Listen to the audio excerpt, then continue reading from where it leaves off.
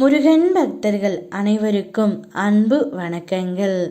என் அன்பு குழந்தையே, உன் உயிரான துணை இப்பொழுது ஒரு பிரச்சனையில் சிக்கி தவித்து கொண்டு இருக்கின்றது.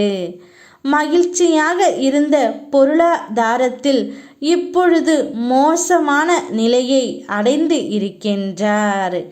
இத்தனை நாட்களாக உங்களுக்காக கஷ்டப்பட்டு உழைத்து இப்போது நஷ்டம் ஏற்பட்டு உள்ளது. அந்த பிரச்சனையை உன்னால் மட்டுமே சமாளிக்க முடியும் தங்கமே. இந்நேரம் அவருக்கு உறுதுணையாக இருந்து அவருடைய பிரச்சனை என்னவென்று முழுவதுமாக அறிந்து கொள் தங்கமே.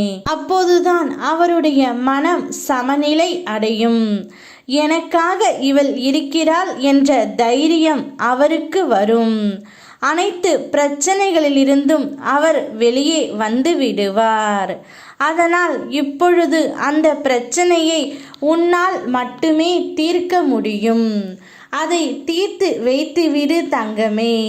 நீ இன்னும் கொஞ்ச நாள் நான் பொறுத்து கொள்கிறேன் என்று என்னிடம் கூறி இருந்தாய் அல்லவா? அப்படி நீ பொறுத்து கொண்டதால் சில கர்ம வினைகளை ஏற்று நீ அனுபவித்து விட்டதால் அவை அனைத்தும் இப்பொழுது முடிவுக்கு வருகின்றன. இன்னும் சில நாட்களில் உனக்காக நான் யாரிடம் பேச வேண்டுமோ அவரிடம் பேசுவேன். கிடைக்க வேண்டிய மகிழ்ச்சி அவர் தானாகவே தருவார் தங்கமே. பிரச்சனை காலத்தில்தான் நீ கூட இருக்க வேண்டும். அன்பாகவும் ஆறுதலாகவும் இரு. நல்ல மருந்தாகவும் உன் துணைக்கு நீ இப்பொழுது இருக்க வேண்டும். இதோ கர்ம வினையால் இப்பொழுது பிரச்சனையில் சிக்கி தவிக்கின்றார்.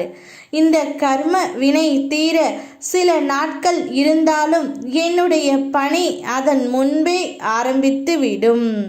நான் உனக்காக அதை செய்ய ஆரம்பித்து விட்டேன். மகிழ்ச்சியாக இரு, சாந்தம் கொள். எதற்கெடுத்தாலும் மனதில் பதட்டத்தை வைத்துக்கொண்டு வாடாதே. பதற்றத்துடன் தேடும்போது எதுவும் கிடைக்காது. நிதானமாய் தேடும்போது எதுவும் சுலபமாக கிடைக்கும். வாழ்க்கையும் அப்படித்தான் தங்கமே. நிதானமாகவே இரு. மனதை அமைதியாக வைத்து கொள்ள பழகு. அமைதியின் போதுதான் வாழ்க்கை தேடலுக்கு விடை தெரியும். என்னை முழுமையாக மனதில் நம்புகிறாய். பின்னர் கொஞ்ச நேரம் கழித்து சந்தேகம் வருகிறது. நடக்குமா என்று நீயோ ஏதோ முயற்சி எடுத்துக்கொண்டு பதட்டத்தோடு ஓடுகின்றாய். என்னிடத்தில் ஒப்படைத்துவிட்டு நிதானமாக உன் துணைக்கு உதவி செய். நிச்சயம் அனைத்தும் கைகூடி வரும். நான் இருக்கின்றேன். யாம் இருக்க பயமேன். ஓ முருகா.